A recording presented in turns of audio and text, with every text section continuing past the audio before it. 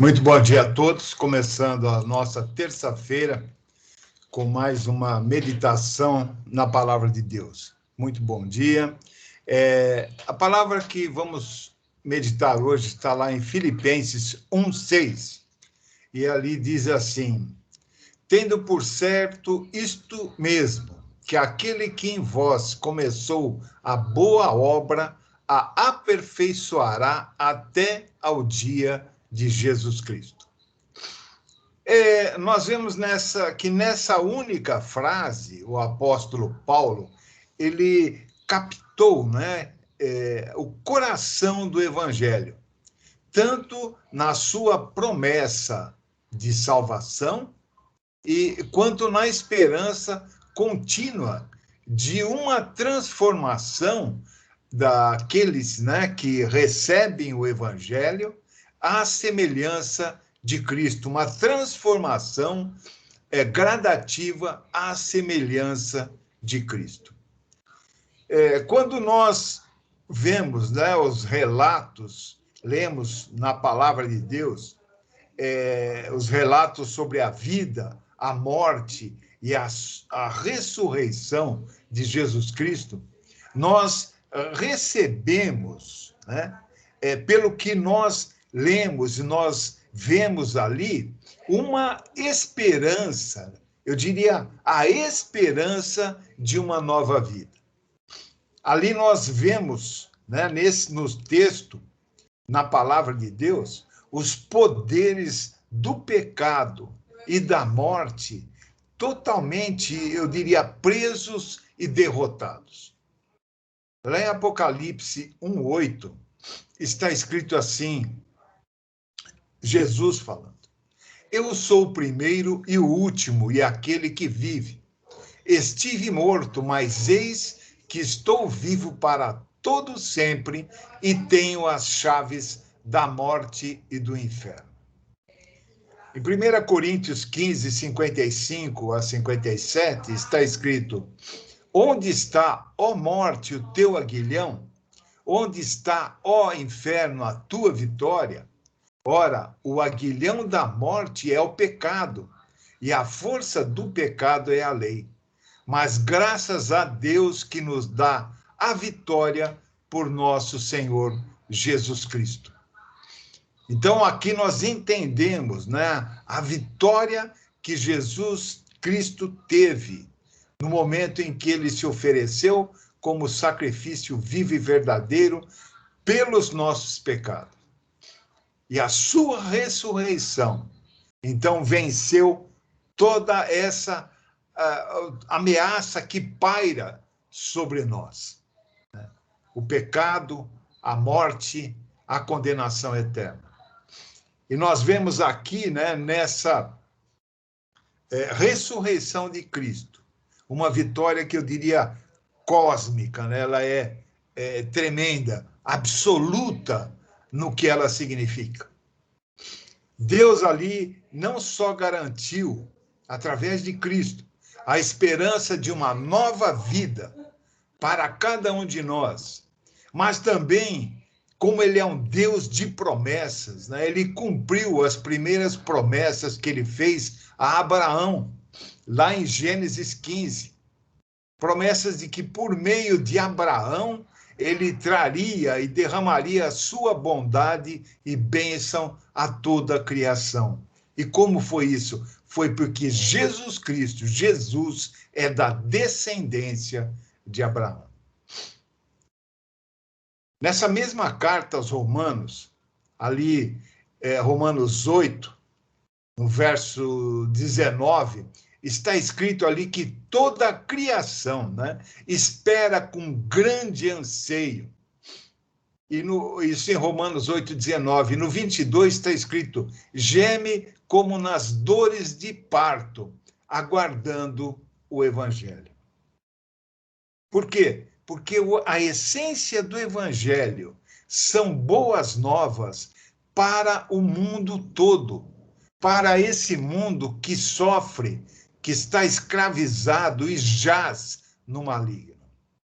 E como o mundo todo sofre com a realidade do pecado e da morte, também esse mundo, nessa opressão, ele também clama pela esperança de uma nova vida. E Cristo Jesus é essa esperança. O Evangelho de Jesus Cristo é essa esperança. Então, o convite do Evangelho começa como? Como uma nova vida em Cristo. Quando você o aceita, você recebe uma nova vida. Você nasce de novo e cresce eternamente, continuamente, em uma vida conformada, né? À imagem e semelhança de Jesus Cristo. A palavra diz que, como de degrau em degrau, nós vamos atingindo a imagem do varão perfeito, que é o próprio Cristo Jesus. Agora, a beleza dessa promessa do Evangelho é que Deus ele é fiel para completar a obra da nova vida que ele começa, né, em nós, como nós vimos ali em Filipenses 1:6 que nós lemos. Significa então que nós, que nascemos de novo, cristão nascido de novo, né, pela fé em Jesus Cristo, nunca somos produtos acabados. Estamos sempre sendo transformados. Quanto mais nós buscamos, mais nós queremos a Deus, a presença dele em nossa vida, nós continuamos sendo sempre transformados. Isso é tremendo, porque não há espaço para um cristão verdadeiro aceitar uma visão, que eu digo assim, fatalista da vida. Ah, é o destino. Não, nós não podemos ser, né, fatalistas, crendo que as coisas devem sempre permanecer ou vão permanecer como estão, ou rejeitando até a esperança de mudança e de crescimento, né, na nossa vida, não só espiritual, mas também na nossa vida secular, pessoal, né, substanciais.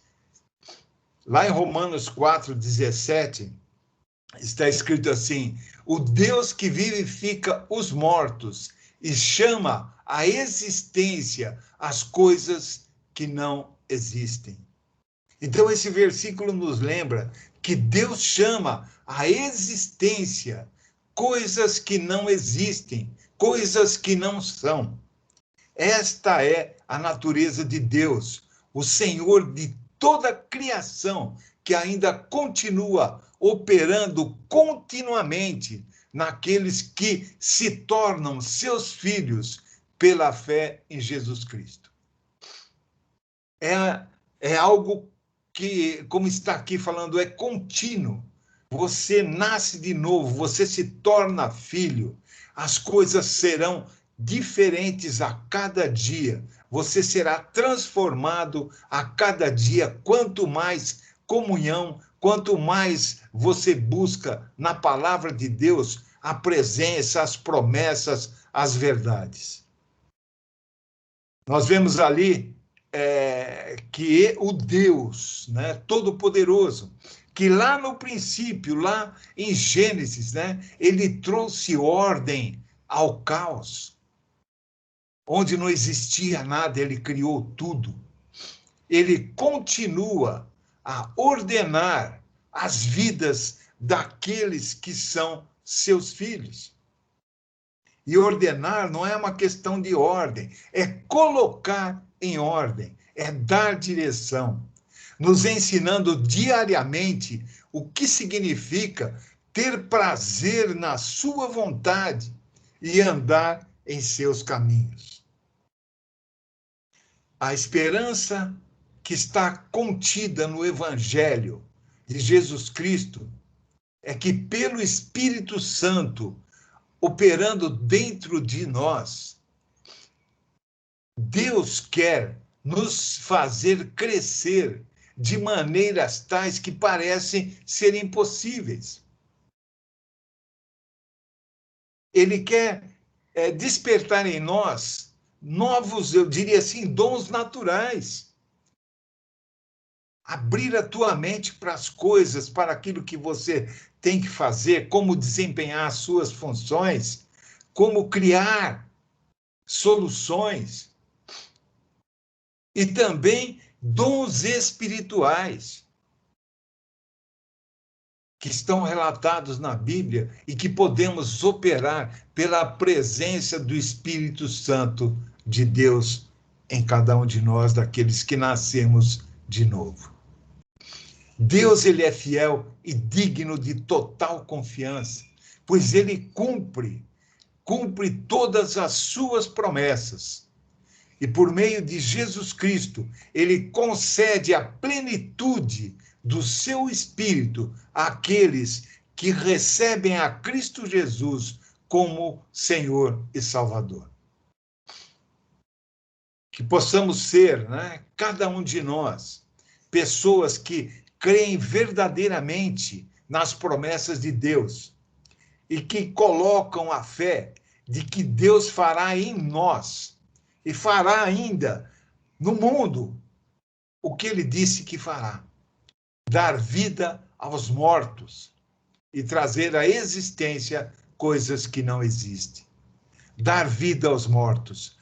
O mundo jaz no maligno. Aqueles que estão no mundo espiritualmente estão mortos e condenados. Mas o evangelho levado ao mundo faz essa diferença. Trazer vida aos mortos. Deus é fiel às suas promessas e quer nos liderar e nos ensinar o que significa verdadeiramente ser conformado à semelhança de Cristo Jesus. Essa é a boa obra a ser completada em nós, a partir do momento que nascemos de novo por Cristo Jesus e começamos a andar segundo aquilo que o Evangelho nos mostrou e nos promete. Amém? Que seja essa a nossa meditação de hoje na palavra. Vamos orar então. Senhor meu Deus e Pai, em nome de Cristo Jesus, te glorificamos, exaltamos o teu nome, Senhor, e nos colocamos a tua mercê, Senhor, para que o Senhor opere em nós através do teu Santo Espírito, Senhor, nos direcionando, nos indicando, nos fazendo crescer cada vez mais, Senhor, para que possamos nos conformar e nos levar, Senhor Deus, ao modelo perfeito que é Cristo Jesus. Obrigado, meu Pai, pelas tuas bênçãos. Obrigado, Senhor, meu Pai, pelos desafios que temos. Obrigado, meu Pai, porque o Senhor nos direciona, ensina e mostra, Senhor, em nome de Cristo Jesus, o que devemos fazer. Obrigado, Pai, por mais esse dia, pela segurança que o Senhor nos concedeu. Guarda-nos e proteja-nos. Em nome do Senhor Jesus Cristo. Amém. Um bom dia a todos.